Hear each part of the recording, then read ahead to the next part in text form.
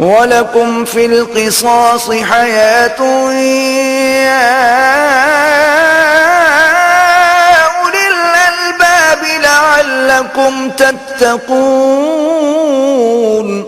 اور اے اہل عقل، حکم قصاص میں تمہاری زندگانی ہے کہ تم قتل و خونریزی سے بچو۔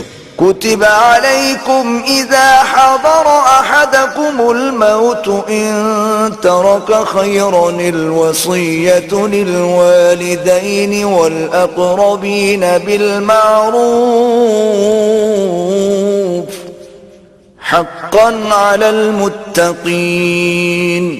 تم پر فرض کیا جاتا ہے کہ جب تم میں سے کسی کو موت کا وقت آ جائے تو اگر وہ کچھ مال چھوڑ جانے والا ہو تو ماں باپ اور رشتہ داروں کے لیے دستور کے مطابق وصیت کر جائے۔ اللہ سے ڈرنے والوں پر یہ ایک حق ہے۔ فمن بدله بعد ما سمعه فإنما إثمه على الذين يبدلونه ان اللہ سمیع علیم۔ جو شخص وصیت کو سننے کے بعد بدل ڈالے تو اس کے بدلنے کا گناہ انہی لوگوں پر ہے جو اس کو بدلیں، اور بے شک اللہ سنتا جانتا ہے۔ فمن خاف من موص جنفا او اثما فاصلح بینہم فلا اثم علیہ ان اللہ غفور رحیم۔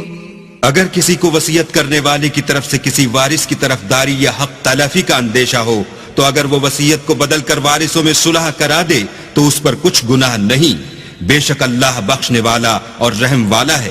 یا ایہا الذین آمنوا کتب علیکم الصیام کما کتب علی الذین من قبلکم لعلکم تتقون۔ مومنو، تم پر روزے فرض کیے گئے ہیں جس طرح تم سے پہلے لوگوں پر فرض کیے گئے تھے تاکہ تم پرہیزگار بنو۔